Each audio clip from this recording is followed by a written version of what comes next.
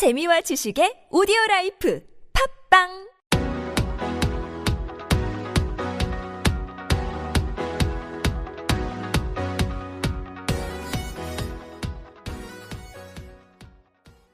네, 2부입니다. 김사부님 또 뭘 드시나요? 초코송이. 네. 너는 다 계획이 있구나. 리스펙.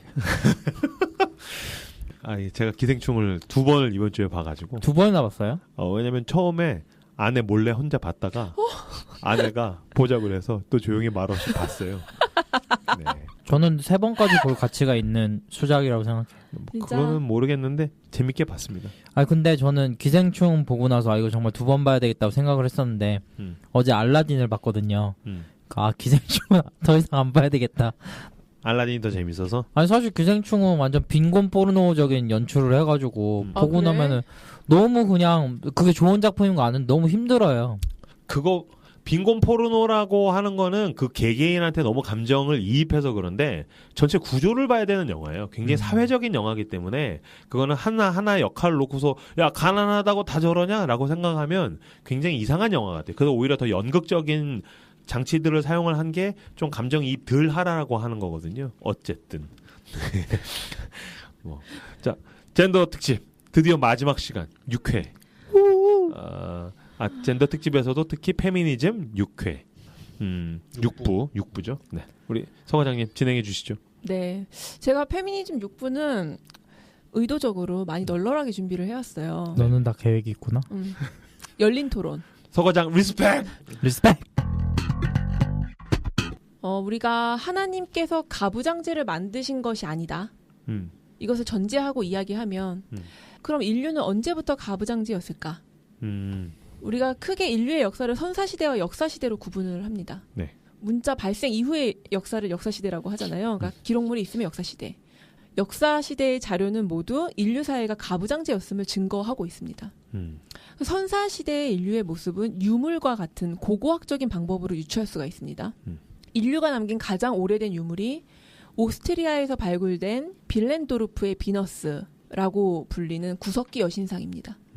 2만 년 전쯤에 여신은 우주와 모든 생명의 근원인 어머니이자 대지의 신으로 숭배가 되었을 것이라고 추정을 합니다. 이런 유적물들을 통해서 고대인들에게 대지라는 것은 모든 존재의 근원인 그 신성한 공간이었고 자신의 일부였거든요. 대지에서 나서서 대지로 돌아가는 것을 이제 보면서 이제 모든 것을 사고하잖아요. 생명 탄생의 과학적 원리를 몰랐던 원시 공동체에서는 오히려 출산 능력을 가진 여성이 굉장히 두렵고 경이로운 존재로 여겨졌을 것이라는 것입니다. 그러니까 공동체의 존속이 여성에게 달려있다고 본 거예요. 그러니까 원시 공동체의 남성들은 모성을 경외하고 찬양했습니다. 그게 최초의 선사시대 유물 가장 오래된 유물이라고 에서 비롯된 논리인 맞아요. 거죠. 그래서 이런 여신 연구가 그러면 네. 궁금한 게 혹시 만약에 남성 유물이 나와 그렇게 되면 모든 게 허물어지게 되는. 근데 볼게요. 여신 연구가 이제 본격적으로 시작된 계기가 있어요. 이게 제2차 세계대전 이후에 터키의 아타톨리아 평원과 그리스의 크레타 섬 등지에서 선사시대 유물들이 대거 발굴이 되었는데 그것이 여신 숭배를 했었다는 중요한 증거물들이었다는 거예요. 그러니까 이것들을 분석한 전문가들은 고대 유럽 사회가 성적 차별이 없는 평등 사회였을 것이다라고 말합니다. 그러니까 거기에서 남성신에 대한 유물과 여성신에 대한 유물이 나온 거예요. 그리고 남녀 사제가 둘 다 존재했을 것이라는 것을 유추할 수 있는 것들이 나온 거죠. 그런데 오히려 여신상이 훨씬 많았다고 합니다. 그러니까 이런 것들을 토대로 사람들은 가부장제 이전에는 모계 사회였을 것이다. 그러니까 근데 사실 이거는 인류의 초기 모델은 모계 사회였다. 이거는 우리가 되게 초등학교 때부터 배우잖아요. 근데 나는 이거는 충분히 반론의 여지가 있다고 봐요. 왜냐하면 결국에는 계급이라는 거, 착취 구조라는 건 어디서 나오냐면 힘에서 나온 거거든. 파워에서 나와. 그러면은 남녀가 여남이 가지고 있는 생물학적인 차이가 분명히 있잖아. 그것 때문에 가부장제가 나왔죠. 그러니까. 근데 그럼 원시 사회에서는 모계 사회가 되도록 힘을 가진 남성들이 공룡이 잡고 막 이래야 되는데 가만히 있었을 것인가? 난 그렇지 않다라고 보는 거죠, 사실은. 그러니까 여성신이 있고 여신 숭배 사상이 있을 수도 있다. 그러나 그걸 가지고서 모계 사회였을 것이라고 추정하는 것은 나는 좀 그거를 초등학교 때 우리가 배웠어? 그거 역사 때 배워요. 그래? 모계 사회였다라고 배우죠. 모계 사회였다라는 거 나도 배웠던 것 같아. 사실은 뭐 신석기 시대에 곡식을 저장했다. 이거를 유추할 수 있는 거는 빗살무늬 톡이에요. 왜냐면 그 모든 구조, 착취 구조는 잉여로부터 나온다라는 건 난 가장 근거가 있는 이론이라고 생각을 하거든. 그게 생기면서부터 그걸 누가 차지하느냐, 여기서 착취 구조가 발생하고 강자와 약자로 나뉜다고 했었을 때 남성이 물리학적 힘이 있는데, 생물학적 힘이 있는데 여성으로부터 남자가 차별을 받거나 남자가 착취를 당했을 확률이 있다고? 나는 사실 모계 사회가 왜 착취하는 사회라고 생각해요? 근데 되게 평등하고 평화로운 사회였을 것이라고 추측해요. 난 그런 사회는 없다고 봐. 말씀들 하신 것처럼 뭐 훨씬 처음부터 가부장제였을 것이라고 이야기하시지만 전쟁과 정복이 이제 공동체 확장과 잉여 재산의 증대를 가져온 통로가 되면서 이제 물리적 힘을 가진 남성들이 공동체 내에서 지위가 높아졌다. 이렇게 보고요. 이건 내 의견이 아니에요. 학자들의 의견입니다. 남성들은 자신의 후손에게 부와 권력을 물려줌으로써 자기의 힘을 확장하고 지속하려고 했고 이렇게 가부장제가 창조가 되었다. 이렇게 이야기를 합니다. 당연히 가부장제 문화권에서는 여성을 열등한 존재로 응시를 했고요. 여신에 대한 상징이 말살이 되었는데 이것을 의도적인 파괴였다라고 이야기를 해요. 그러니까 예를 들면 제우스가 여신을 겁탈하는 이야기라든지 하와로 인한 타락이나 이런 것들을 여신 숭배에 대한 의도적인 파괴였다라고 보는 거예요. 그러니까 이것은 가부장제로 옮겨가는 시기에 실제 여성들이 겪었을 차별 대우가 반영되었다는 것입니다. 저는 이 통찰이 되게 중요하다라고 생각해요. 아까 여신은 대지의 여신이었다고 했잖아요. 기독교의 등장으로 세계는 땅과 하늘로 분리가 되고 신의 영역은 땅에서 하늘로 올라가게 됩니다. 자연은 과학의 발달에 의해서 인간이 장악할 수 있는 대상이 되어버려요. 대지는. 그리고 환경은 실제로 심각하게 파괴가 되어버립니다. 그래서 이 대지를 신성한 어머니로 생각했던 고대의 신화적인 사고가 이 환경론자들에게 새로운 대안으로 떠오르게 됩니다. 그래서 나온 게 가이아 이론 이런 거예요. 네. 들어보신 적 있으시죠? 그러니까 가이아는 그리스어로 대지인데 뭐 지구는 살아있는 생명체다. 균형을 맞춘다. 그리고 정복하고 경쟁하는 게 아니라 협동하고 상호작용하는 유기체다. 이제 뭐 이런 걸 이야기하죠. 여기서 여성성을 강조하는 것입니다. 그리고 이것은 여성의 해방과도 관련이 있기 때문에 에코페미니즘이라는 것이 탄생하게 돼요. 그러니까 지난 시간에 레디컬 페미니즘을 소개하면서 여성성의 우월함을 강조하고 여신의 상징 이런 걸 중요하게 생각하는 페미니즘이 있다고 제가 얼핏 말씀을 드렸었는데 그게 이제 에코페미니즘입니다. 그러니까 세상은 가부장제로 인해서 망가졌어. 남자들은 우뚝 솟으려고만 하고 파괴하려고만 해. 여성성으로 세상을 구원하자. 이런 거예요. 그러니까 여성성을 지우려는 여성운동이 있고 여성이 우월해. 여성성을 강조하는 진영이 있는 것입니다. 그렇죠. 기독교 페미니스트 중에서 이 에코페미니즘을 따르는 여성들은 여성신, 어머니 신을 강조해요. 그러니까 아버지로 쏠려 있는 현재의 이 불균형을 여성신을 강조함으로써 맞추려고 합니다. 아, 그 장길자 분당에서 하시는 하나님 어머니? 그거랑은 다른 거예요. 네. 어떻게 강조하는데요?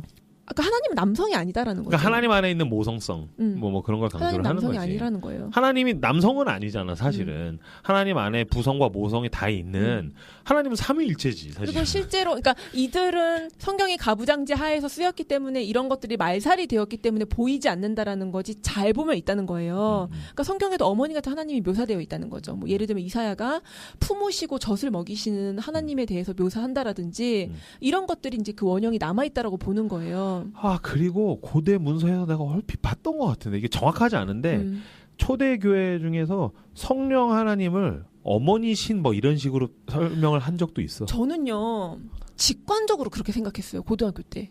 아, 성령 하나님을? 왜냐하면 우리가 이 모형이 하나님 나라를 닮은 것이고 우리가 하나님의 형상을 따라서 지음 받았다라면 그리고 하나님이 아버지로서 당신을 계시하셨다라면 당연히 성령님은 어머니가 되는 것이 아닌가라고 직관적으로 정말 생각을 했어요. 그리고 당연히 신성에는 남성과 여성성이 다 담겨 있는 것이 아닌가.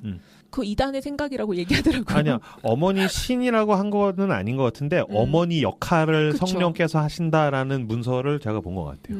그 이단 문서 아니에요? 아니 고대 이단 문서. 그런가? 고대 사람이. 정확하지 않네. 손잡고가 알 것 같아. 나 잘 몰라. 네. 들어본 것 같아요. 성령의 모성성. 근데 저는 아무튼- 그게 꼭 뭐 이렇게 문제 안 되잖아. 때려 잡을 만큼의 어떤 그러니까 저는 문제라고 여성으로서 생각하진 되게 않아요. 직관적으로 그런 상상을 되게 어릴 때부터 맞아, 했고 맞아. 이런 이야기 목사님들한테 얘기하면 이제 제재를 당하는. 왜냐면 성령이 카운셀러잖아. 음. 근데 그건 사실 모성성. 그렇죠? 얼마 전에 아니라 그거조차도 근데 잘못된 거 아니에요? 여성 혐오 아닌가? 모성성을 따지고 이런 맞아요. 부분도 그렇죠. 잘못된 거죠. 그러니까 이 에코페미니즘에서는 모성성을 강조하죠. 그치. 아씨 복잡하네. 어렵지. 어렵네. 어렵죠.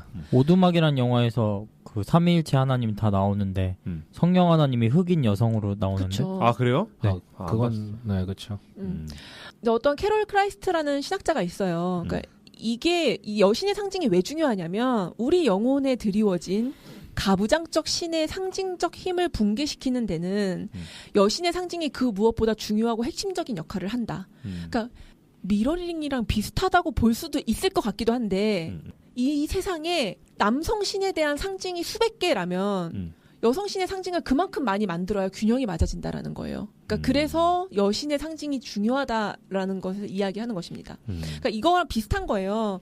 예수님은 아랍 사람처럼 생겼는데 실제로 아랍 사람처럼 생겼을 것이 분명한데 백인으로 그려지잖아요. 네. 그러니까 방금 김사버 얘기했었던 것처럼 이에 대해서 흑인들은 거부감을 가지는 거죠. 자기들을 학대하고 고문했던 악랄한 백인 주인과 예수님이 동일시되는 게 괴로운 거예요. 그러니까 백인 남성 신의 상징적인 힘을 깨기 위한 흑인들의 즐거운 시도가 뭐냐면 이렇게 신을 흑인으로 그리는 거예요. 그쵸. 그러니까 그게 이제 브루스 올마이티 같은 거죠.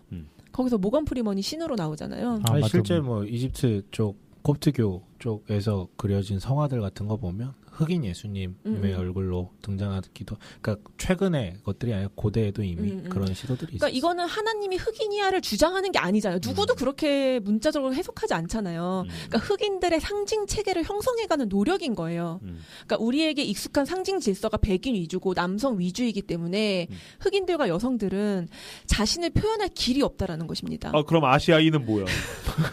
우리나라에도 처음에 들어올 때 그 가슨. 선비, 맞아. 가슨 예수님. 봤어. 굉장히 있어요. 진보적인 진짜 진보적인 굉장히 거지. 진보적이고. 예수님 근데 분명한 건 갓 쓰고 도포 입고 있어 예수님. 분명한 거는 이제 전국적으로 그 예수님의 실제 그 신학자들 아니 성경학자들이 그 추상한 그려낸 실제 예수님 얼굴이 있거든요. 검색해 나 보면. 약간 김사부 약간 그런 느낌 아니에요? 그 좀 심했다. 그거 완전 만보기처럼 생겼는데. 아니야 진짜 닮았어. 아니요, 그 예수님 얼굴은 축구 선수 모하마드 살라랑 닮았어요. 아 그래요? 똑같이 생겼어요. 일단 농부 아랍 농부 모하마드 살라 찾아보면 예수님이랑 똑같이 생겼어요. 모하마드 살라. 네. 아무튼 뭐 네네. 그 우리가 떠올리는 그 예수님 이미지는 사실은 실제가 아니라는 부분들에 패션 대한 오브 한계는 크라이스트에. 좀 필요하죠. 우리가 아는 너무 예수님은 다 브래드 피트 같이 생겼잖아요. 그렇죠. 네. 실제로 미국에 있는 루터 교회 방문했던 분이 되게 충격적이었다라고 이야기하시는 걸 들었는데 그 교회에서 뭐 기도를 하거나 설교를 할 때 예수님을 지칭할 때 he라고 안 하고 she라고 쓴다고 하더라고요. 그러니까 이 공동체 안에서 이 빈약한 상징 체계 속에서 이제 이런 시도인 거죠. 공동체의 합의하에 이루어지는 어떤 노력과 시도인 것입니다. 나 지난주에 그 감리교 목사님 미국에서 공부하시는 감리교 목사님 하나 만났는데 하나? 한 분을 만났는데 하나. 얘기를 하다가 요새 이제 페미니즘 공부를 하니까 미국은 어때요? 그랬더니 그 감리교 신학교인데 교수님도 굉장히 오픈되어 있음에도 불구하고 한 여학생한테 쉬라고 했더니 나는 쉬가 아니다라고 여학생이 난 쉬라고 부르지 마라. 그럼요. 그러니까 날 그렇게 날 여성으로 부르지 말아라고 그랬대. 그러니까 그 정도래 미국은. 그리고 지금 그런 분위기들이 굉장히 팽배하니까 막 옛날에 우리 막 그런 얘기 했단 말이에요. 어떤 뭐 일반적인 뭐 운동 선수나 그런 사람들이 성취를 이뤘을 때 뭐 누구 남자 선수가 이뤘으면 진짜 그 사람 대단하다라 그러는데 여자 선수가 그러면 야 여자 선수인데 진짜 대단하다라고 그런 식으로 앞에 붙였잖아요. 그런 것도 되게 걸러야 된다고 많이 얘기하더라고요. 보면은 그 헬리나 오웬 상처 입은 치유자에서 그 서문을 쓴 거를 보면은 이렇게 쓰셨어요. 작년 한 해 동안, 이 작년이라는 건 1971년이에요. 작년 한 해 동안 친구들로부터 필자의 언어가 너무 남성 중심적이라는 지적을 많이 받았습니다. 인쇄 전에 원고를 살펴보면서 필자는 그들의 말이 옳았음을 깨닫게 되었습니다. 앞으로 용어 사용에 있어서 남녀 평등을 실현하고자 노력하는 필자의 모습을 여성 독자들께서 이해심과 인내심을 가지고 지켜봐 주시기 바랍니다. 또한 필자의 책에 많이 등장하는 남자, man, 그리고 그, he라는 단어가 남성뿐 아니라 여성도 지칭하는 것임을 여성 독자분들에게 알려드리고 싶습니다. 아울러 다음번에는 단어 선택을 보다 잘할 수 있도록 노력하겠습니다. 이렇게 반성문을 쓰고 시작했어요. 책을 팔아야 되니까. 야, 근데 헬리나 오웬 굉장히 여성적이지 않아? 헬리나 오웬이 남성적이야? 그런데도 표현. 표현이? 그런데도 불구하고 하나님을 히라고 부르고 그러니까 이런 것들이 너무나도 일상화되었다는 거죠. 그러니까 그것을 사실 이제 그 표현 다 수정한 성경도 있잖아요. 아, 그래요? 저기로 무슨 버전이에요? 그냥 저기로 가수로 나오나? 아무튼 뭐 웬만하면 중립적 표현을 쓰거나 여성적 의미가 담길 수 있는 부분이면 치환해서 쓰거나. 아, 그래요? 네. 그런 성경도 있는 걸로 알고 있어요. 좋은 의도고 좋은데요. 피곤해. 근데 그 실제로 그 이단 그 어머니 하나님 모시는 데 있잖아요. 거기가 그것 때문에 빵 뜬 거 아니에요? 그치. 아니에요? 아니야, 엄마 하나님으로 떴지. 그건 맞아요. 그치. 그러니까 아니, 그러니까 교리는 대한, 다르지만 그거를 부르는 거에 대해서 사람들이 실제 아버지라고 부르는 것에 대해서 거부감을 갖고 있는 사람은 은근히 되게 많거든요. 그게 완전히 빅 아이템이었어. 그래. 왜냐면 안상홍 하나님 때는 교사가 되게 작았어. 근데 지금 단일 교단으로 이단 중에서는 하나님의 교회가 제일 크거든요. 그럼 왜 그렇게 떴냐? 하나님 어머니로 뜬 거야. 왜냐면 한국 사회에서 아버지에 대한 염증을 가지고 있는 사람들이 굉장히 많아. 특히 여자들 같은 경우. 근데 엄마에 대해서 모든 사람이 다 연민이 있거든. 그러니까 하나님은 좋은데 아버지는 싫은 거지. 근데 하나님 어머니가 등장했네? 그러니까 이게 이제 빵 뜬 거지. 아무튼 네. 그러니까 페미니즘으로 성경을 읽는 다양한 방법들에 대해서 이제부터 나눌 건데 네. 이것은 이 에코페미니즘이 시도하는 것과 비슷한 맥락이라는 거예요. 그러니까 빼앗겼던 언어, 빼앗겼던 역사를 되찾아오는 거, 없는 사람 취급당했던 희미한 여성들을 되살려 놓는 거.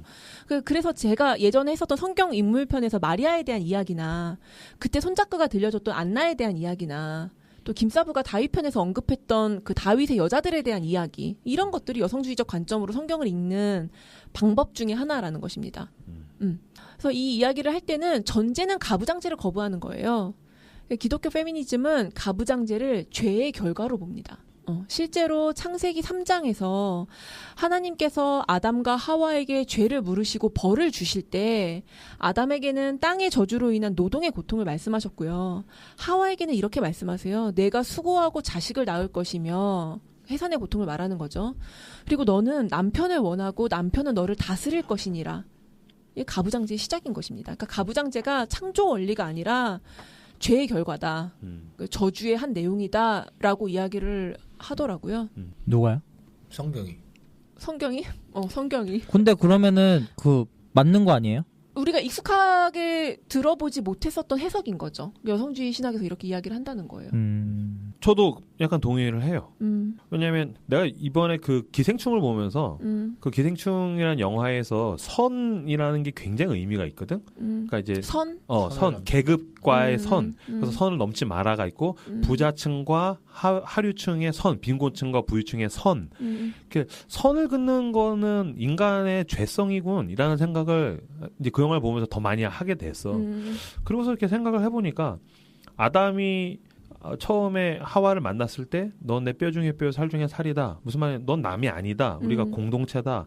하나의 존재론적인 의미를 가진다라는 이야기를 했는데 죄를 지은 다음에 그 여자, the woman, 하나님이 만드신 그 여자 때문에 죄를 졌습니다. 선을 긋잖아. 그다음에 하나님 앞에서도 부끄러워서 숨었습니다. 선을 긋고 이게 선을 긋는 것들이 인간의 죄성이군이라고 그랬을 때 어떤 가부장제의 선, 힘을 가진 남자가 여성을 향해서 죄를 가지고 선을 긋는 것, 가부장제의 출현, 뭐 이렇게 볼 수도 있지 않을까라는 생각. 이거 안 되는데. 왜? 이거 나 글로 쓰려고 구상해 놓은 건데. 뭐 다 그 생각을 할 거야 누구나. 근데 아까 전에 쉬는 시간도 얘기했었는데 성경에서 하나님을 보면은 가부장제를 많이 지지하는 하나님 같다라고 느껴질 때가 많아요. 김사부는? 아니 그냥 성경만 봐서는. 근데 그걸 지지한다라고 보기보다는 아까도 얘기했지만 하나님이 체제 변혁을 그렇게까지 적극적으로 개입하지 않으신다라고 볼 수 있겠지. 그러니까 완전히 이걸 뒤집어가지고 이건 잘못된 거니까 내가 시키는 대로 그러니까 해. 마술적으로 일하지 않으신다는 그치. 거죠. 역사 가운데 일하신다는 거죠. 왜냐하면 심지어는 성령이 역사하셔서 가장 완벽한 경제 체제가 사도행전에서 구현이 되잖아요. 그래서 소유가 다 없어지는데, 근데 그걸 가지고 온 세상을 다 뒤집어 엎지는 않으시는 거거든. 그러면서 동시에 그런 소유가 개념이 없어짐에도 불구하고 심지어는 주인에게는 주인의 역할을 해라, 종에게는 종의 역할을 해라, 또 그걸 그대로 인정하는 것 같은 모습들도 동시에 나온 거거든. 저는 좀 다르게 생각하는데 체제 변혁적 의미가 없다라고 생각하지 않고요. 어디예요? 구약에. 네, 구약에 분명히 명시되어 있는 가장 체제 암시가 되어 있죠. 아니요, 명시. 명시. 가장 명시되어 있는 율법 체계가 사실 희년이라고 생각을 하는데, 희년의 구현이 구약 역사를 보아도 신약의 예수님 때로 넘어와도 희년이 실제 구현됐다라는 기록은 없어요. 그러니까 단 한 번도 실천이 안 됐다는 것이죠.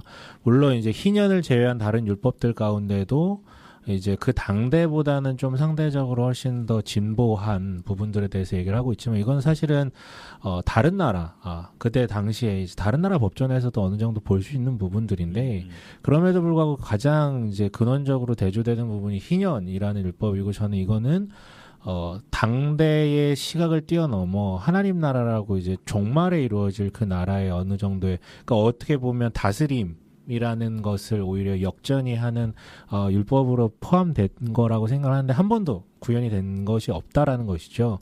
근데 거기서 포기하는가, 이거를 소위 말해서 속된 말 심하이 하는가, 그게 아니라 이제 결국은 그렇기 때문에 심하이하고 다시 시작하는 게 아니라 그 눈높이에 맞춰서 다시금 또 그 역사의 흐름 가운데 계시하시다가 결국은 이제 예수 그리스도라는 한 방을 통해서 다시금 이제 그 뭐라 그럴까, 에덴으로 또 이제 그 하나님 나라의 그 원형으로 돌아가기를 원하셨던 것 같은데, 문제는 지금도 여전히 이게 바뀌지 않는 부분들이 여전히 있다라고 생각이 들고. 그러니까 명시라고도 했지만 제가 암시라고 표현한 것은 그쵸. 그게 구현되지 않았기 때문에라고 이제 저는 생각을 하는데, 그러니까 그게 구약의 저는 위대함이라고 생각하거든요. 그러니까 숨겨져 있는 것 같고 가부장제의 때가 덕지덕지 묻어 있는 것 같은데, 그것을 해치고 바라보았을 때 그 안에 있는 그 보편적인 하나님의 진리. 네네.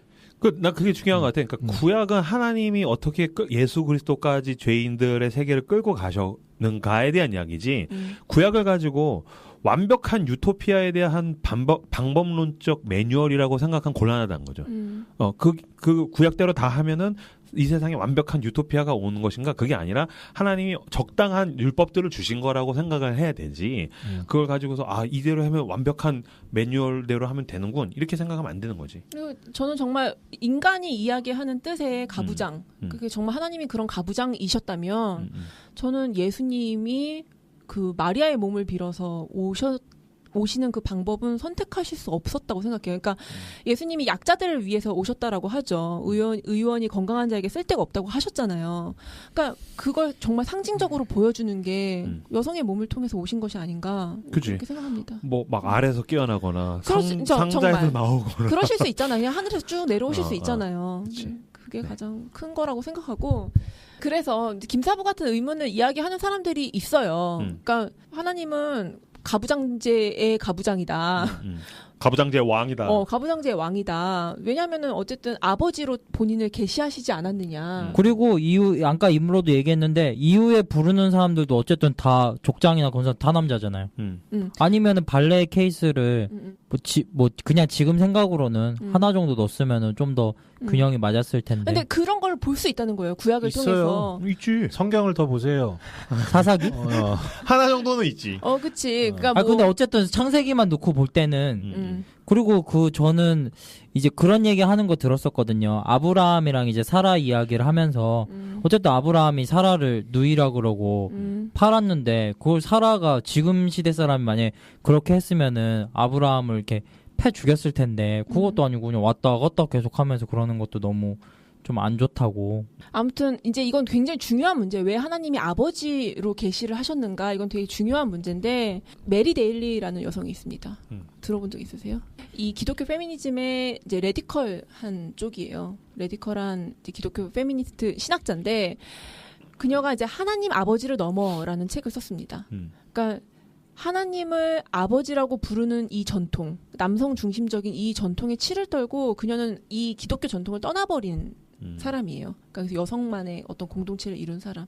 근데 이 하나님 아버지라는 것에 대해서 다른 방식으로 접근한 또 학자가 있어요. 피오렌자라는 여성이 있는데 그녀의 해석에 의하면 하나님이 아버지가 되셨다라는 것은 인간 아버지들에게 부여된 가부장적 권력과 존경을 거부하는 것이다라고 이야기를 해요. 그러니까 이것은 이스라엘에게 처음에 왕을 주시지 않기로 하신 것과 같은 맥락이에요. 그러니까 인간에게 왕이 세워졌을 때 그 중심이 권력이 집중되고 이런 것들을 원하지 않으시고 하나님만이 모든 백성들의 왕이 되기를 원하셨고 그리고 모든 백성들이 다 평등하게 서로 사랑하면서 그런 관계 속에서 하나님만 섬기기를 원하셔서 왕이 너희들에게 필요하지 않다라고 말씀하신 것처럼 그러니까 하나님이 가부장적인 모습으로 오셨다라는 것은 인간적인 가부장제를 해체하시기 위함이다. 그러니까 진짜 아버지, 진짜 가부장이라는 표현 쓰기 싫고 그러니까 진짜 권력이 있는 아버지는 하나님이다라는 것을 보여주시기 위함이었다. 그러니까 이런 해석이 저는 굉장히 좋더라고요. 이렇게 해석해도 돼? 그게 원본이고 이건 모형인데 모형이 가진 한계가 인간의 아버지와 인간의 가부장 속에는 있었다? 나도 그렇게 받아들이는. 그러니까 아버지 진짜 아버지가 원형인데 근데 그것을 이제 인간이 모형으로 인간들에게 하는 건데 보여준 것인데 인간이 죄인이다 보니까 이 모형에는 그게 한계가 있었다. 한계와 부작용이 있다. 한계라는 표현보다는 뒤틀림. 그러니까 그렇다라면은 애초에 아담과 하와가 가부장적인 관계 속에 있었다라는 거네요.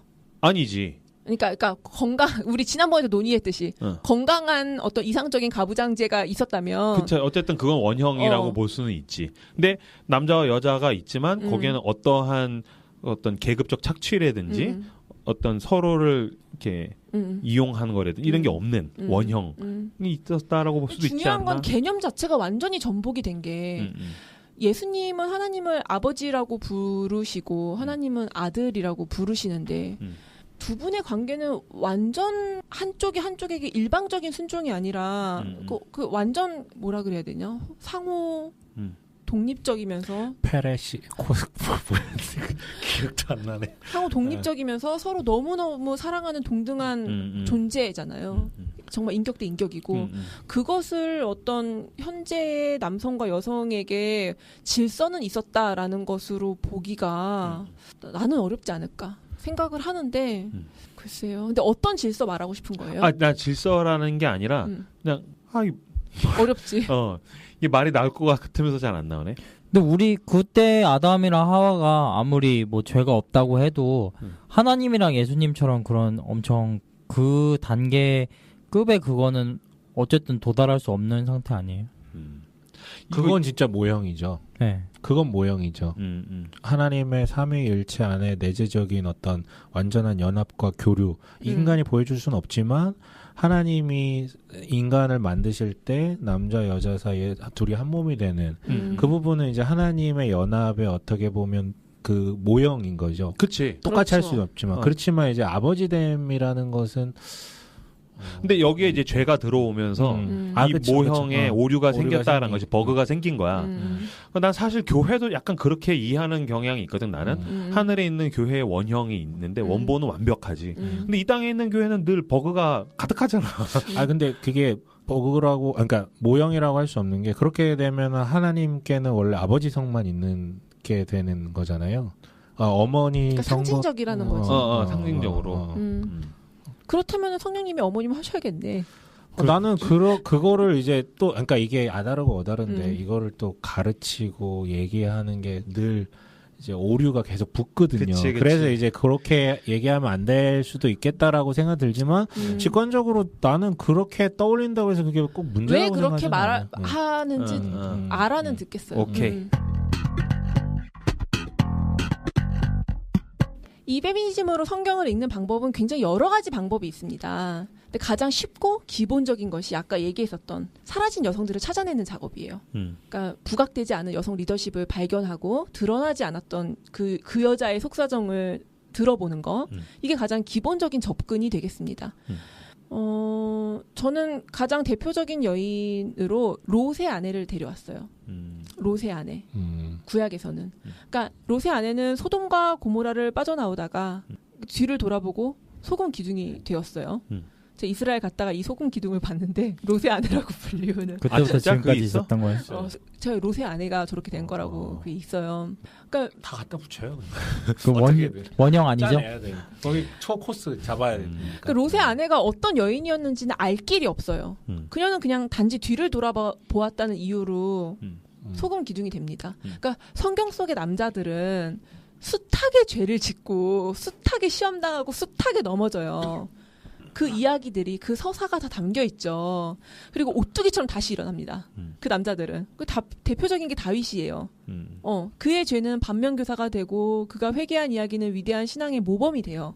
그리고 남자들의 고난은 하나님의 뜻이에요. 반면에 롯의 아내 이야기는 단순합니다. 그러니까 하나님의 명령을 거역해서 벌을 받은 여성. 그러니까 두고 온 재물이 아까워서 뒤돌아본 허영심 많은 여성, 미련한 여자. 그러니까 이게 가부장제의 전형적인 여성 응시다라고 이야기를 하는 거예요. 그러니까 여성들에게는 의미를 부여하지 않는다라는 거죠. 그리고 악한 역할을 맡기는 것입니다. 악역을. 그리고 이런 응시를 본받은 한 주교가 그렇게 이야기를 하게 되는 거죠. 최후의 만찬에 여자는 없었다. 라고 단정을 하게 되는 것입니다. 신약에서는 저는 막달라 마리아를 예를 들 수 있을 것 같은데 이 아이템을 좀 아껴뒀다가 뭐 얘기하고 싶은지 알겠지. 막달라 마리아는 예수님의 제자였다. 이 얘기를 나중에 성경 인물편을 한 번 더 하게 되면 저는 막달라 마리아 편을 좀 다루고 싶었거든요. 네, 하시게 될 겁니다. 그럴까? 네. 네, 그럼 기대해 주세요. 네. 막달라 마리아는 예수님의 제자였다. 그러니까 간단히 얘기하자면 그때 임브로가 얘기했었잖아요. 그 예수님께서 돌아가셨을 때 예수님 주변에는 여자들밖에 없었다. 예수님께서 부활하신 것을 처음으로 목격한 사람들도 여성들이었죠. 근데 바울이 성경을 쓸 때 예수님이 뭐 사흘 만에 살아나셔서 처음에 게바에게 보이시고 누구에게 보이시고 누구에 보이시고 여성들이 사라져 버렸다는 거예요. 바울이 문제인데. 그러니까 이런 의도적인 삭제가 있었다라는 거고 그런 차원에서 막달라 마리아가 굉장히 중요한 여성이라는 것입니다. 거기서 이제 여성의 그러니까 결국은 바울 그러니까 이거는 이제 그냥 쉴드예요. 쉴드인데. 아 바울에 대한 쉴드는 뭐 아니 그러니까 바울에 대한 쉴드 아니라 그 구절에 대한 쉴드인데 그러니까 여성을 의도적으로 삭제했는가 뭐 그럴 수도 있어요. 그럴 수도 있는데 결국은 누군가에게 증언하고 설득하기 위한 글이기 때문에 그 가운데는 여성의 이름을 대두시키는 것보다 당시 cho대교회의 지도자로서 이미 이름이 공고화된 남성들의 이름을 맞아요. 쓰는 게 맞죠. 근데 그럼에도 불구하고 아쉽죠. 잘못됐죠. 근데 그거를 이제 바울이 문제야 라고 해버리면 그건 그 당시 사람들 아니, 그 당시 그런데 이제 바울이 문제야라고 네네. 이야기한 게 네네. 제가 진짜로 네. 이 바울 죽일 놈이라고 이야기한 게 아니잖아요. 여성이 네, 삭제해서 알겠습니다. 아쉽다. 네. 아니 근데 이 바울에 대한 쉴드를 쳐주려면 진짜 너무 끝도 없고 방금 이것에 대해서 쉴드 치는 완전 스탠다드한 답이 그쵸. 지금 손 작가가 얘기해 준 거예요. 그러니까 당시에 이 복음을 널리 전하기 위해서는 여성이 목격자였다고 얘기하는 것보다는 남성이 목격자였다고 이야기하는 게 훨씬 더 옳았다라고 이야기를 하는데 이 막달라 마리아의 굉장히 중요한 역할이 삭제되었다라는 것은 사실 바울의 본문에서만 나오는 게 아니거든요. 그렇죠. 그건 맞죠. 마리아 복음서가 있어요. 그렇죠. 근데 거기에서 보면은 남성 제자들이 막달라 마리아가 예수님 옆에서 거의 수제자 역할을 하는 것에 대해서 질투하는 장면들이 계속 나와요. 그러니까 이런 것들이 내가 막달라 마리아를 따로 개인적으로 공부한 적이 좀 있었는데 알고 있다고. 공부를 한 적이 있었는데 제자일 가능성이 굉장히 농후한데 제자였다라고 얘기를 하려면 굉장히 뭐라 그래야 되나 훨씬 더 많은 자료를 가지고 우리가 얘기를 해야 되는데 내가 본 국내 자료를 가지고 이 사람이 제자였다라고 하기에는 조금 어렵더라고. 이게 그래 내가 말을 좀 더 이 확신에 차지 않은 단어를 사용해야겠다. 왜냐면 성경의 내용을 가지고 얘기를 하다 보니까. 왜냐면 그러니까 제자였다라고 말한 거는 예수님을 따라다니는 사람 중에 하나였다. 그 무리 중에는 되게 중요한 리더십을 가지고 있는 여성들이 있었다라는 거예요. 사도성이 있다. 그러니까 그치 내가 얘기한 건 사도성이 있다라는 부분에 대한 얘기인 거고 그 항상 함께 다니는 제자단 무리 가운데 하나였다라고 얘기하는 부분은 당연히 오케이지. 당연히 오케이죠. 왜냐면은 그거는 팩트니까. 그것에 대해서도 되게 분석한 책들이 있더라고요. 남성 제자들이 뭐 부모를 두고 와라, 뭐 버려라 할 때 아내를 버리라는 것은 마가복음에는 없다. 근데 후대 문서에만 있다. 그러니까 여성들이 같이 동참했을 것이다. 뭐 이런 분석도 있고. 막 이런 게 있는데 이거는 그냥 사실은 뭐 그래요. 맞아.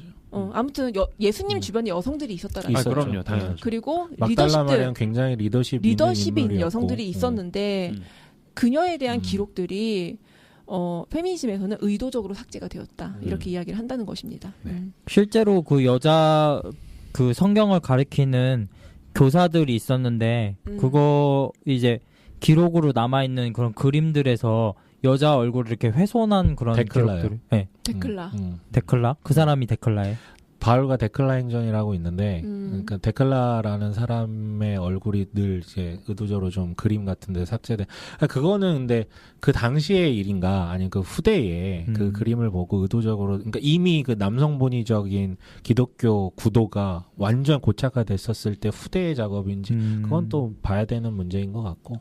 네. 근데 이거 재밌는 얘기가 되게 많아요. 네, 되게 많아요. 실제 되게 많아요. 이 시간에 다 담을 수가 없고 내가 팔부작할 수 있는 것도 아니니까. 재밌는 얘기 많이 해주세요. 그러니까 정말 이렇게 숨겨져 있는 여성을 찾아가는 페미니즘의 작업은 굉장히 풍성하다. 맞습니다. 숨겨왔던 나. 성경인물 특집 막달라 마리아 기대하겠습니다. 저는 그 루키만 그러니까 사실 굉장히 초반부에 나오는 문서잖아요. 루키.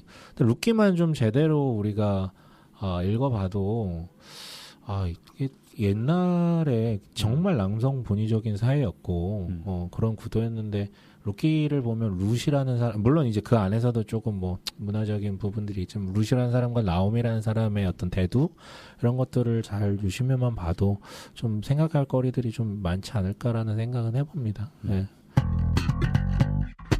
그리고 이제 페미니즘적으로 성경을 바라보는 뭐 여러 가지 도구들 중에서 하나가 이제 재구성을 하는 거예요. 정통 신학에 대한 재구성, 뭐 정통 교회 저는 정통입니다. 교회 전통에 대한 재구성 이런 작업들을 계속 하는 건데 신학의 재구성을 몇 가지만 살펴볼게요. 그리고 이것을 이야기하는 진영은 조금 다양해요. 약간 보수적인 진영도 있고 이걸 제가 섞어서 설명을 드릴게요. 필리스 트리블이라는 학자가 있습니다. 이름이 뭐예요? 필리스 트리블. 변도기? 트리블. 여성들을 위한 신학을 썼어요. 그녀가 뭐 설명하는 거는 예를 들면 돕는 배필. 그러니까 돕는 배필에 대한 것을 이야기할 때 정통적으로는 약간 여성의 종속적인 위치를 사실은 좀 강조하는 부분이 없지 않아 있거든요. 여자는 서포터다. 그러니까 이게 위아래를 이야기하는 건 아닌데 어떤 질서가 거기에 들어가게 돼요. 그래서 그게 바울에까지 연결이 되고 그게 오늘날까지 약간 연결이 되는데 이 돕는 배필에 대한 이 돕다라는 것에 대한 의미를 뭐 재해석한다든지 예를 들면 뭐 이 단어가 에제르인데 그러니까 하나님도 동물도 인간들끼리도 서로를 향해 줄 수 있는 것이 도움이다. 그러니까 관계적인 명사지 제한된 역할을 가리키는 용어가 아니다라는 식으로 이제 그 용어를 설명한다든지. 그러니까 이런 접근이 있다라는 거예요. 그러니까 돕는 게 꼭 약자 밑에 있는 사람이 서포트해주는 그런 개념이 관계적인 아니라 용어다. 그렇죠. 뭐 위에 있는 사람들 사실 도울 수 있는 거죠. 그렇죠.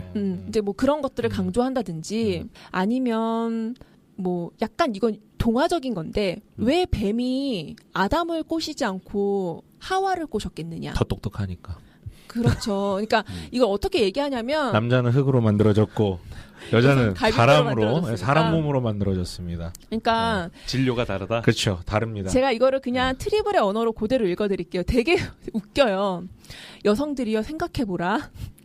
만약 뱀이 다른 짐승들보다 더 강교하다면 여자는 그녀의 남편보다 뱀에게는 더 흥미를 끄는 존재였던 것이다. 창조설화 전체를 통해 여자는 더 지적인 존재, 더 공격적인 존재, 그리고 더 민감한 감수성을 가진 존재로 나타난다. 그녀는 성서 해석의 작업을 이해하고 있다. 신학자였다는 거예요, 하와가. 재밌지 않아요? 그러니까 하나님의 말씀을 인용할 때 그녀는 금지의 명령을 해석하고 있다. 먼저 질문을 하는 거지. 여기서 여자는 신학자임과 동시에 해석자이다. 그녀는 행동할 때 완전히 자기의 행위를 인식하고 있었고 그녀의 비전은 생애 전 영역을 망라하고 있었다. 남자는 그저 멍청하게 받아먹었다. 수동성은 남자의 몫이다. 뭐 전혀 일리 없지는 않습니다. 저는 나는 그냥 이거 약간 풍자적인 거예요. 풍자적인데. 그러니까 정말 네. 이렇게 생각하는 게 아니라 이거를 이렇게 풍자적으로 이야기하는 거예요. 그러니까 하와가 뱀을 먼저 만난 다음에 하나님께서 주셨던 그 명령을 의심하잖아. 거죠. 의심하는 것 자체는 어떻게 보면은 그러니까 이게 사실은 그렇기 때문에 하와에게 죄 책임을 더 묻긴 하지만 결국은 주체적으로 좀 먼저 생각을 해봤다라는 것에 대한 얘기인 그러니까 둘 것 중에 같아요. 누가 해석자고 누가 신학자의 네, 그쵸, 역할을 그쵸. 수행했겠느냐. 남자 앞에 먼저 나타났으면 잡아서 술을 술을 달고 먹었겠죠. 말을 듣지 않고. 이거 목사님들 전형적인 농담 아니에요? 아 그런가요? 아이고 뱀이 있어. 뱀이 있어. 토막 내가지고 바로 담가 먹었겠죠. 네. 대화하지 않았습니다. 그리고 이제 히브리 수사학적으로 중요한 부분은 주로 맨 앞과 맨 뒷부분에 배치가 되는데 창조의 순서상 여성이 마지막이었다는 것은 여성이 창조의 절정임을 말하는 것이다. 뭐 이렇게 해석을 하는데 본인도 여기에다 늘 토를 달아요. 이것만이 정통 해석이 아니다. 그러니까 너희들이 말하는 것만이 정통 해석이 아니다라는 것을 그렇죠. 그렇죠. 이제 우회적으로 이야기하는 것입니다. 그러니까 내가 얘기하는 게 정설이야 이게 아니라 니네가 생각하고 니네가 정설로 받아들이던 것을 한번 뒤틀어서 생각을 해봐. 그렇죠. 요거죠. 네네. 네. 그리고 또 하나는 이제 교만의 죄에 대한 이야기예요. 그러니까 이 교만의 죄에 대한 신학적 해석인데 교만은 남성들의 죄라는 거예요. 이 죄론에 대한 여성 신학적 재구성입니다. 교만을 죄라고 명명한 기독교 신학은 배타적으로 남성 경험에 기초한 것이다라고 지적을 해요. 그러니까 여성의 죄는 교만이 아니다라는 거예요. 의존하는 거. 자기 정체성이 결여된 거. 자기를 버릴 정도로 타인에게 자신을 내어주는 것. 이것이 여성의 죄지 인간의 죄는 교만이다라고 이야기하는 것은 남성 중심적이라는 거예요. 그러니까 이게 그렇다고 여성은 교만이 없다는 것인가? 그게 아니라 신학을 담론하는 주체가 남성 중심적이다라는 거죠.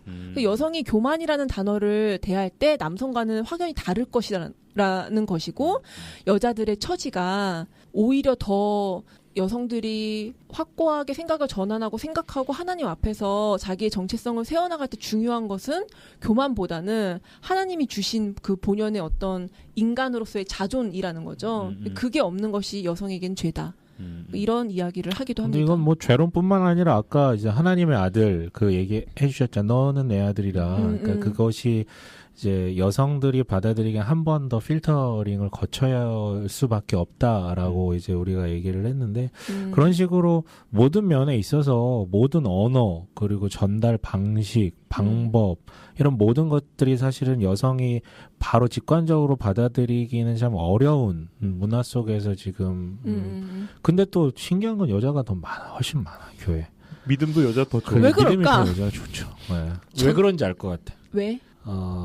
내적 성찰을 남자는 잘 안 해요. 이거 편견 아닌가요? 아니요, 저는 진심으로 일반적으로는 남자들이 조금 그 자기 내면의 이야기를 들으려 하는 생각, 시도가 조금은 부족하지 않나. 저 남자들이 그렇다라고 생각하는데 네. 그거는 본능적이 아니라 제도화된 것이라고 이야기합니다. 근데 띠로리. 페미니즘에서. 페미니즘에서는 아니, 물론 그렇게 얘기해요. 페미니즘에서 그러겠지만 나도 여성이 훨씬 더 관계적이잖아. 그러니까 그런 그러니까 이것도 그것도- 이제 그것도 제도적인 교육받은 거라고. 거죠. 물론 그렇지. 띠로리. 근데 이제 그러니까 그게 교육받아서 여자는 제도적이야라고 생각하는 게 아니라 여자가 그런 부분이 확연히 있어요.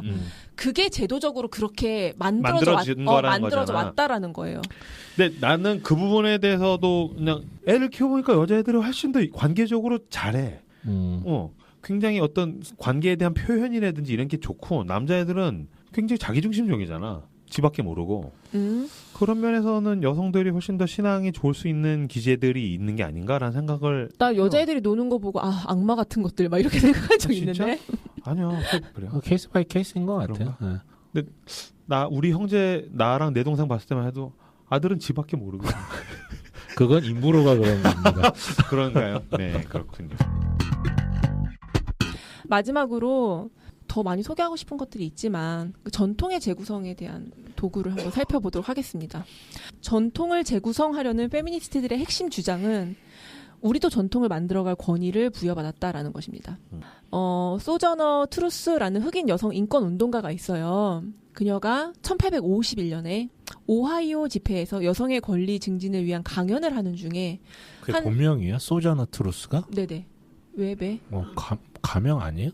그건 잘 모르겠어요. 되게 의미 있어 보이는데 가명일 이름 수도 자체가? 있나? 아무튼 강연을 하는 중에 한 백인 남성 목회자의 항의를 받게 됩니다. 그는 트루스에게 여자는 공공장소에서 말할 권위가 없습니다라고 소리쳐요. 이 백인 목사가.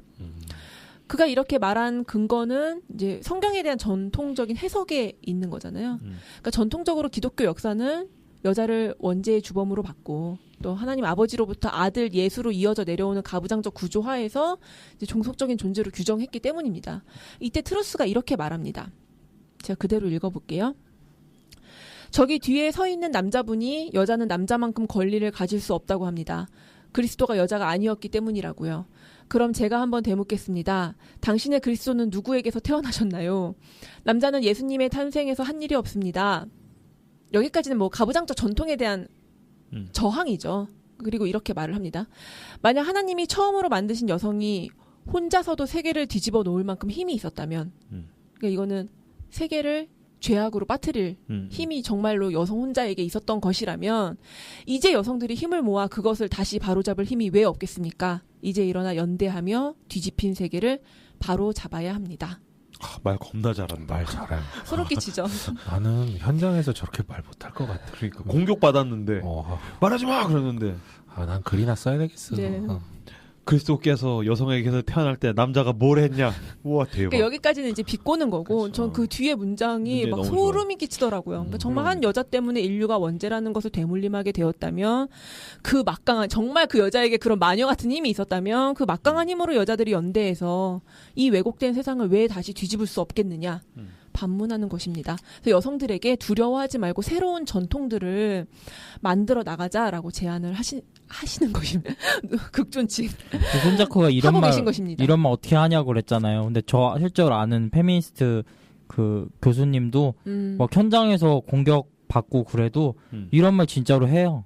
그러니까 이게 기울어진 운동장에서 항상 그런 구조 속에서 노출이 되다 보니까 마음속에 항상 그런 말을 이렇게 할 준비를 하고 있는 거야? 이게 무엇을 묻던지가 그러니까 이게 돼가지고 어떻게 저 상황에서 저런 그 우문현답이라 그러잖아요.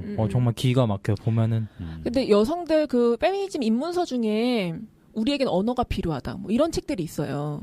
그러니까 여성이 자기를 표현하려면 너무너무 그러니까 없었던 언어들을 사용해야 된다는 거예요. 없었던 사고를 해야 되기 때문에 처음에는 공부해야 된다고 얘기를 해요. 그러니까 이거 말다툼을 위한 게 아니라 나를 설명한 용어를 배우고 획득해 나가야 한다. 획득해 나가야 한다라고 이야기를 하거든요. 그러니까 훈련도 필요하고 사고의 전환이 계속해서 자기 자신과의 씨름도 굉장히 필요한 영역인 거예요. 아마 그 교수님도 처음부터 그러진 않으셨겠죠. 그러니까 말빨이 좋은 사람, 타고난 사람이 있겠지만 여성들은 자기 언어를 계속해서 확장해서 획득해 나가는 과정이 필요하다. 근데 그게 페미니즘이라고 얘기를 하거든요. 나 그거 사회적으로 굉장히 중요한 것 같아요. 특히 한국 사회에서. 왜냐면 한국 사회에서 여성을 사회적 제도적으로 너무 감성 언어로 몰고 가는 경향이 있어. 그러면서 여성이 비논리적이다. 그게 이제 여성성이다. 그래서 여성은 감성적이고 말하다 울면 된다. 남자는 논리적이다라고 몰고 가는데 사실 전부 그런 건 아니라고 나는 생각을 하거든. 예전에 대학교 학부 때 사회학과에서 말빨이 제일 센 사람이 저였는데 그랬을 것 같다. 동기 여학생이 있는데 나보다 더 센 거야. 내가 걔를 이길 수가 없는 거야. 걔 그 생각의 속도랑 말의 빠르기를 내가 못 따라가는 거야. 내가 최강자였는데 걔가 너무 세. 그래서 이렇게 늘 이렇게 이제 라이벌 같이 이렇게 막 토론 수업이나 이런 거 하면은 와, 쟤 진짜 세다 막 그랬는데 난 그런 면에서 여성의 논리적인 힘이 난 굉장히 크다고 생각을 해요. 근데 사회에 나와 보니까 세상은 여성들에게 이제 드라마를 주입하고 세상은 여성들에게 여성성은 이런 거야. 그러면서 이제 감성만 자꾸 주입하는 경향이 있는데 그죠? 여성이 여성의 언어들을 다시 회복할 필요가 있죠. 네. 여성이 조금 불편하실지 몰라도 성경을 여성주의적인 눈으로 보는 과정 그걸 한번 거치는 것 그리고 꾸준히 거치는 것 필요한 부분이라고 생각을 합니다. 그렇죠. 네. 시간이 되어가지고 한마디씩 하시고 마무리를 지면은 될 것 같습니다. 오늘 거에 관련해서 얘기를 드리자면은 얼마 전에 김보규 씨가 부른 레아의 노래라는 걸 들었어요. 네. 근데 사실 우리가 성경에 있는 찬양들이 다 어떤 남성들이 하나님한테 고백하는 위주의 톤이 많잖아요. 그럼 억압받은 여성들의 노래 같은 건 사실 뭐 없는데 최근에 조금 나오더라고요. 뭐 요게벳의 노래? 그거나 뭐 레아의 노래 뭐 그런 것들을 보면서 와 진짜 여기 담긴 정서는 우리 민족의 어떤 한의 정서와 되게 비슷하구나라고 생각이 들고 그 레아의 노래를 들으면은 정말 깜짝 놀랐던 게 내가 레아에 대해서 한 번도 이런 시각으로 본 적이 없었구나. 안쓰럽죠. 너무 그거를 들으면서 많이 이 사람의 어떤 그 음악적인 감수성이 거기 담겨가지고 그거를 표현을 하는데 진짜 성경에 나오는 구약 성경에 뭐 하나님은 고아의 하나님이고 과부의 하나님이고라고 한 게 괜히 한 말이 아니라 정말 이런 사람들에게 하나님께서 귀를 기울일 수밖에 없구나라는 게 너무 절절히 느껴졌거든요. 그래서 이번 방송 이제 마무리하면서 좀 더 그런 부분에 제가 눈을 뜨고 김사부는 할 수 있습니다. 저는 뭐 잘하고 언제나, 있습니다. 네, 난 천재니까. 뭐 그런가요? 네, 알겠습니다. 그래서 되게 좋았어요. 네. 손 작가님. 네, 너무 수고해 주신 것 같고 생각이 되게 많았어요. 페미니즘 이렇게 3회차 6부작 들으면서 저는 일배 아닙니다. 알아. 일배들이 많이 하는 얘긴데. 장난이고. 손율만님. 근데 이제 계속해서 아직도 정리가 되지 않은 것은 이제 집단 안에서 남성이라는 일반 명사 안에서의 나와 그럼에도 불구하고 또 개인으로서의 나가 분리되는 부분이 분명히 있는데 그 부분이 이제 분리되지 않는 것처럼 느껴져서 약간 불편함을 제가 조금씩 호소를 했던 것 같아요. 근데 이제 그럼에도 불구하고 페미니즘에 대해서 계속해서 들으면서 느껴졌던 부분들은 들어야 하고 들을 필요가 있고 때로는 조금 저 사람들이 지금 논리적으로 하는 말이에요? 뭐 이런 어떤 반론을 펼칠 수도 있겠지만 분명히 논리적인 부분이 많고 그리고 그걸 넘어서는 들음의 자세가 분명히 필요한 시기이고 들어야만 하는 때이라고 저는 좀 제 개인적으로는 좀 생각의 정리들을 하고 있어요.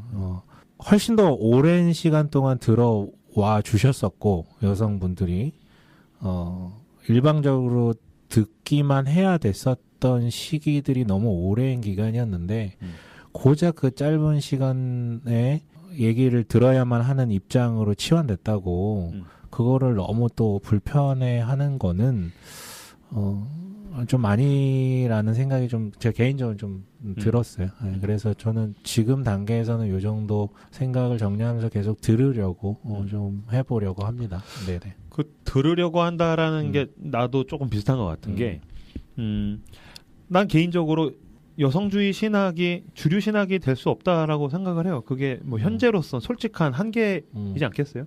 그럼에도 불구하고 지금 오늘 소개한 여성주의 신학은 그 긴 인류의 역사 속에서 소개되지 않았던 여성들에 대한 존중, 성경에서 기록되지 않은 여성들에 대한 존중, 우린 그것에 대해서 들어볼 필요가 있다. 그들과 대화를 해보고 교류를 하는 것이 필요하다라는 생각을 오늘 하게 되었습니다. 오늘 너무 좋았어요. 페미니즘의 마지막 시간으로서 아주 페미니즘의 마지막 시간이자 시즌 1의 끝으로 대단원의 마무리. 대단원의 마무리를 여성이 지었어. 와, 세상에 위대하네요. 네, 위대하네요. 서 과장님. 네, 예수님의 비유를 마지막으로 소개하고 마무리를 하고 싶습니다. 네.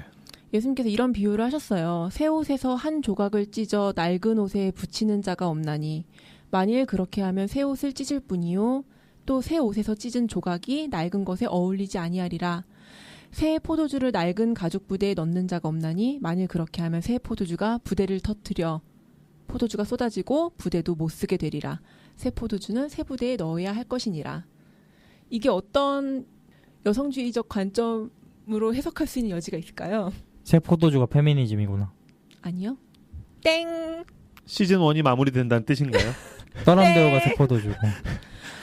그러니까 예수님은 바느질이나 네. 술을 담그는 것 같이 여성이 전담한 노동의 구체적인 사례를 들어서 본인의 이야기를 전달하셨다라는 거예요.